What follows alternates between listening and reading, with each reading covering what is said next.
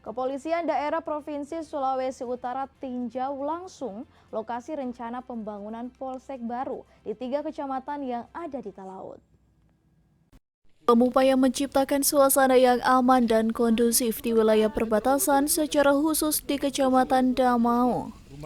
Kabag Strajomen Kompol Jenri Lewan saat meninjau lokasi rencana pembangunan Polsek Damau mengatakan, dengan dibangunnya Polsek Damau ini akan menjawab setiap laporan-laporan yang disampaikan warga masyarakat kepada pihak kepolisian terkait persoalan yang terjadi di lingkungan warga masyarakat. Jadi kami dari tim Biro Rena Polda Sulut, tugas kami untuk datang di tempat ini, khususnya di Kepulauan Talaut. Kemarin kami sudah melakukan kunjungan ke Tanpan Ama. Jadi Tanpan Ama kami sudah berkunjung ke sana, itu memang jarak dari Rainis ke Tanpan Ama itu cukup jauh, maka itu kami datang untuk mengecek atau meninjau langsung untuk pembuatan polsek baru.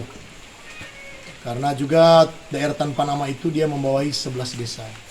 Kemudian hari ini kami datang di daerah Kabaruan, ini ya Kabaruan Damau, ini juga akan rencana pengusulan untuk pembuatan polsek baru juga.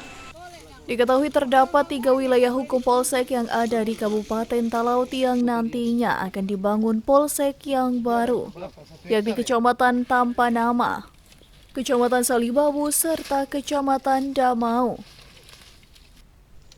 Dengan memantau langsung 3 lokasi tersebut, ia pun berharap secepatnya usulan dibangunnya polsek tersebut secepatnya dapat direalisasikan.